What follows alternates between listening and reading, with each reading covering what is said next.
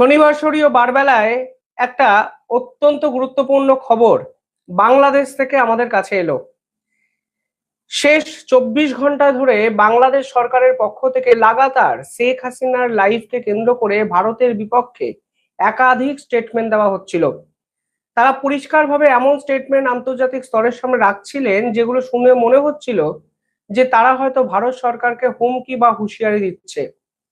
প্রতি মুহূর্তে তারা বোঝানোর চেষ্টা করেছে যে এই শেখ হাসিনার লাইভের পিছনে ভারতের স্বার্থ জড়িয়ে আছে এবং ভারতের প্ররোচনাতেই শেখ হাসিনা এই ধরনের মন্তব্য ভারতের বসে করেছেন এবং এর পিছনে সম্পূর্ণ এক রাজনৈতিক খেলা জড়িত। তা বাংলাদেশের পক্ষ থেকে শেষ 24 ঘন্টা ধরে আন্তর্জাতিক স্তরকে বারংবার বোঝানোর চেষ্টা করা হচ্ছিল। কিন্তু এবার পরিস্থিতি কি হলো? 24 ঘন্টা কাটতে না কাটতেই বাংলাদেশ 180 ডিগ্রি পাল্টি খেয়ে গেল। এবং শুধু পাল্টি খেলো তা নয়, তারা অফিসিয়ালি একটি সাংবাদিক সম্মেলন করলেন এবং সেখানে তারা বললেন এই মুহূর্তে ভারত যদি তাদের সাহায্য না করে তাহলে নাকি তারা অন্ধকারে ডুবে যাবে এবং এই অন্ধকার থেকে বাঁচার জন্য তারা ভারতের কাছ থেকে আরো অতিরিক্ত ডিজেল চাইলো। মানে যারা 24 ঘন্টা আগে আন্তর্জাতিক স্তর এবং বাংলাদেশের মানুষকে বোঝানোর চেষ্টা করছিল যে তারা স্বতন্ত্র স্বাধীন, ভারতবর্ষ ইচ্ছাকৃত তাদের রাজনৈতিক খেলাটাকে বদলে দেওয়ার চেষ্টা করছে শেখ হাসিনাকে কাজে লাগিয়ে, তারাই এবার ভারতের থেকে ডিজেল চাইলো এবং তারা পরিষ্কারভাবে বলছে এই মুহূর্তে বাংলাদেশের যে অবস্থা সেই অবস্থাকে মাথায় রেখে ভারত ইমিডিয়েটলি বাংলাদেশকে সাহায্য করুক, কারণ বাংলাদেশ নাকি লোডশেডিং এ ডুবে আছে বিস্তীর্ণ সময় জুড়ে। ভারতও পাল্টা একটি বিবৃতি দিয়েছে। আজকের এই ভিডিওতে আমি ডিটেইলে আলোচনা করব এক্স্যাক্টলি বাংলাদেশ কিভাবে 180 ডিগ্রি পাল্টি খেলো, এর পিছনে জিওপলিটিক্যাল রিজনটা কি এবং শেখ হাসিনাকে নিয়ে তাদের এই অ্যাগ্রেসিভ অ্যাটিটিউড হঠাৎ করে কেন ডিফেন্সিভ মোডে চলে গেল।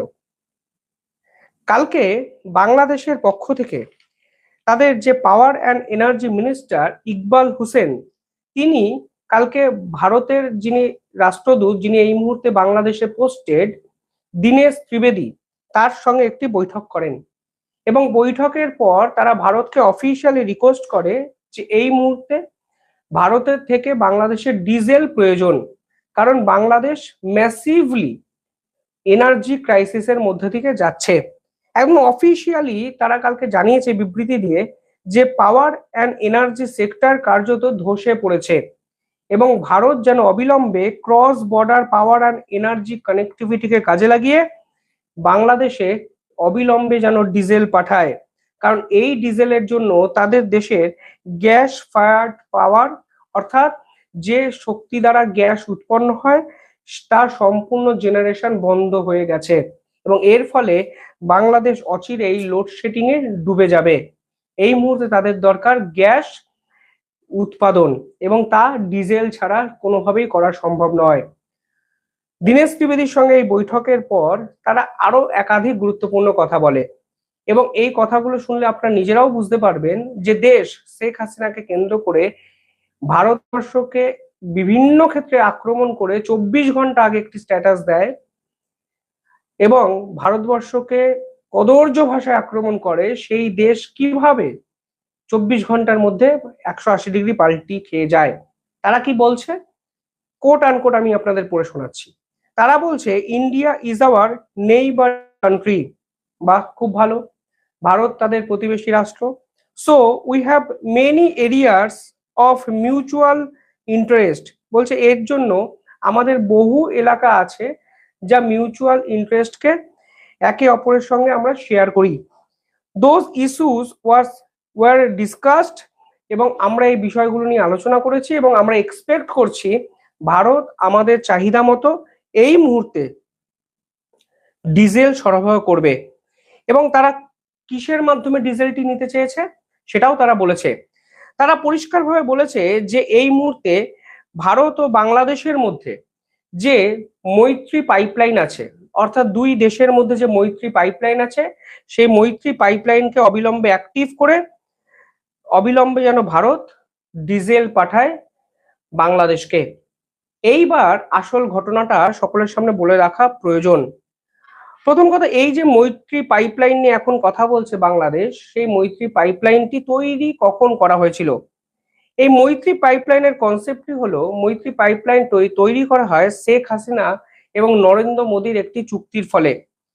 সেই চুক্তি অনুযায়ী ভারত ও বাংলাদেশ একে অপরের সঙ্গে এনার্জি রিলেটেড চুক্তি করেছিল এবং সেখানে ভারতের ভিতর দিয়ে একটি পাইপলাইন বাংলাদেশকে পৌঁছে যায়।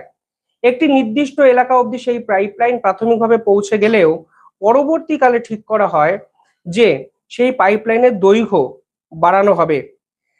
মোহাম্মদ ইউনূস এসেই এই পাইপলাইন থেকে তেল সরবরাহ বন্ধ করে দেন। তার মনে হয়েছিল যে এই পাইপলাইনকে কাজে লাগালে বাংলাদেশের মানুষ ক্ষেপে যাবে, কারণ ভারত থেকে তিনি কোনো ধরনের পণ্য বস্তু নিতে আগ্রহী ছিলেন না।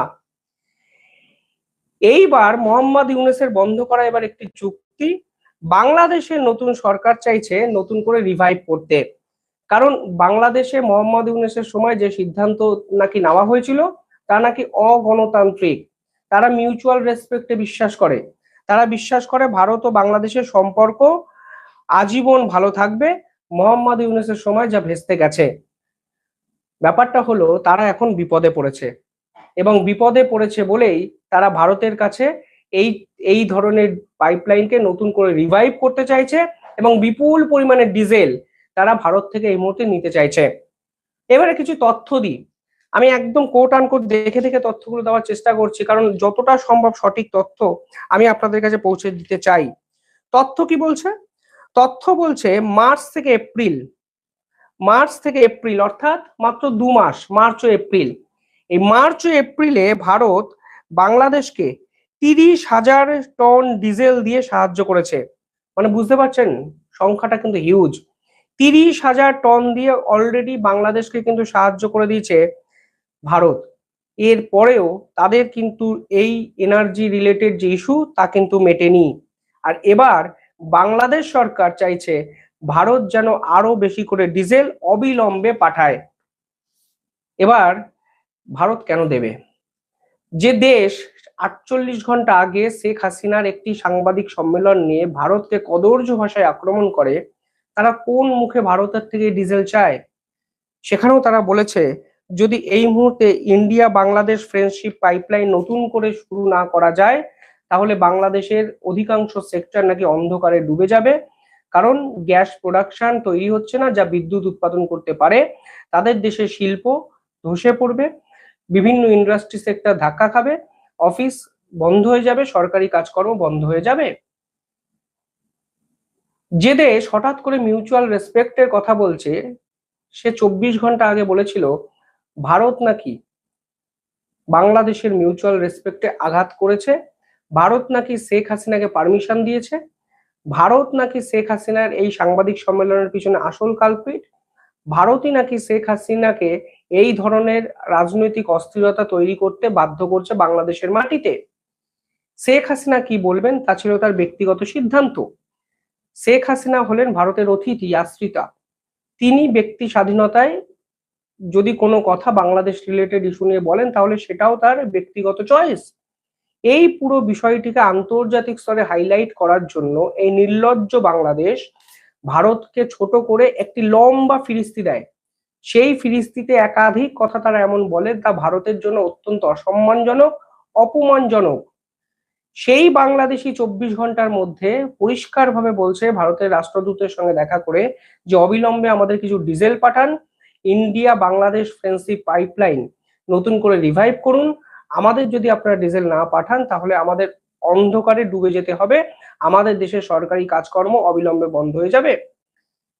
যখন বাংলাদেশ শেখ হাসিনা নিয়ে এই ধরনের বিবৃতি দিয়েছিল তখন কি তাদের মনে ছিল না যে তারা প্রতিটি পদক্ষেপে ভারতের উপর নির্ভরশীল?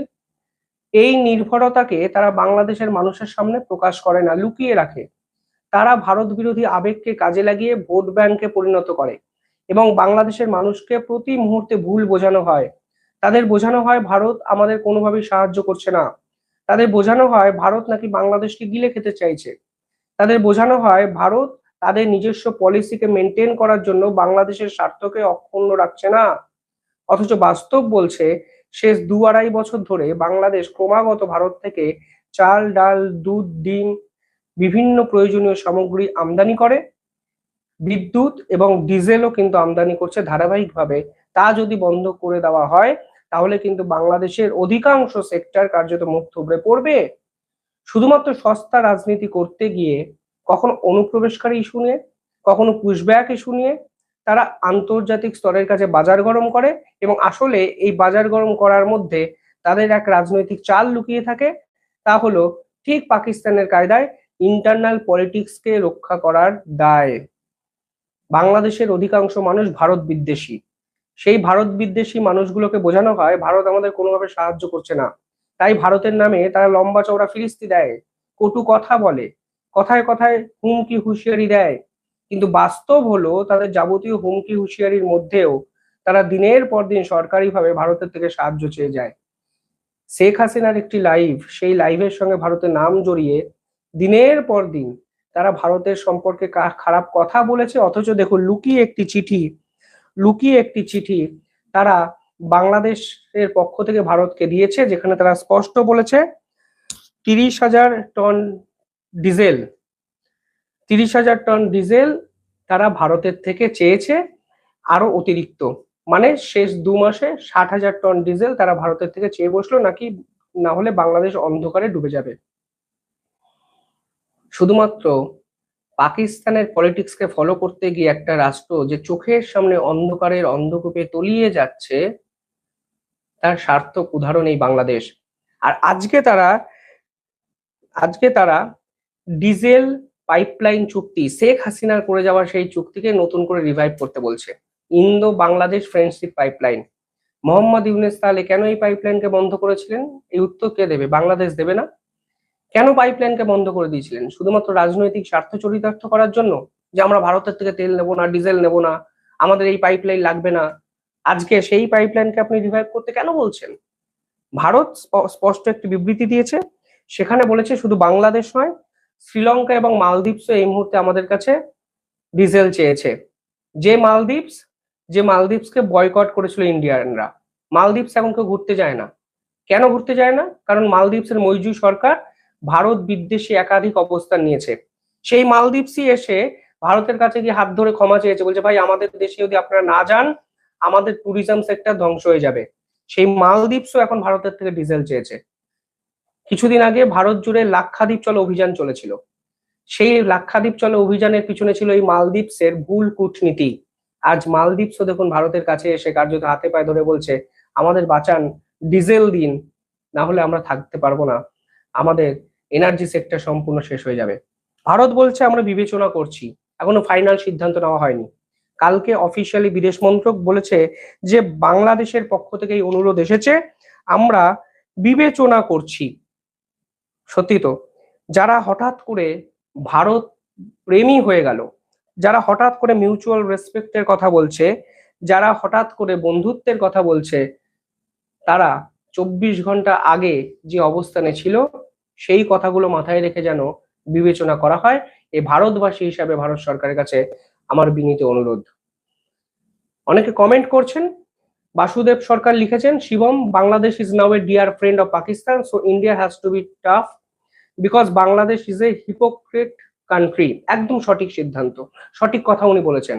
এই ধরনের হিপোক্রেট কান্ট্রিকে ঠিক সেটাই করা উচিত যেটা ভারতের এই মুহূর্তে ভারত করবে বলে আমার মনে হচ্ছে। দিনের পর দিন এই অপদার্থটাকে মেনে নেওয়া যায় না, কোনোভাবেই মেনে নেওয়া যায় না। আর যদি দেয়ও তাহলে ডিজেলের দাম অনেকটা বাড়িয়ে দেওয়া হয়। কারণ দিনের পর দিন তুমি ভারত বিরোধী কথাবার্তা বলবে, ভারতের পতাকাকে পায়ের তলায় মারাবে, ভারতের বিপক্ষে একাধিক অভিযোগ তুমি আন্তর্জাতিক স্তরের কাছে করে ভারতে বদনাম করার চেষ্টা করবে, আর তুমি ভারতের কাছে চিকিৎসা ভিসার আবেদন করবে 24 ঘন্টা 1.5 লক্ষ, আর ডিজেল চাইবে বিপদে পড়লে। এই ডুয়েল গেম তো চলতে পারে না। এই দ্বিচারিতাকে যেন ভারত কোনোভাবে মেনে না নেয়। জবাব দিয়ে দিক, এই বাংলাদেশিদের শেখানো উচিত তারা যা করেছে, যা করছে পাকিস্তানের সাথে হাত মিলিয়ে, তা টলারেট করার মতো দেশ আমাদের মহান ভারতবর্ষ নয়। যাই হোক, আপনারা কিভাবে দেখছেন, কি করা উচিত ভারতের, কমেন্টে জানাবেন। দেখতে থাকুন দ্য ইন্ডিপেন্ডেন্ট বেঙ্গল। অনেকে ভিডিও দেখেন, ছোট্ট একটা অনুরোধ, একটু সাবস্ক্রাইব করে পাশে থাকা বেল আইকনটি ক্লিক করে একটু পাশে থাকবেন। ইন্ডিপেন্ডেন্ট বেঙ্গল ও ইন্ডিপেন্ডেন্ট নেটওয়ার্ক, এই দুটো চ্যানেলে আমি ধারাবাহিকভাবে ভিডিও নিয়ে আসছি আপনাদের জন্য। ধন্যবাদ।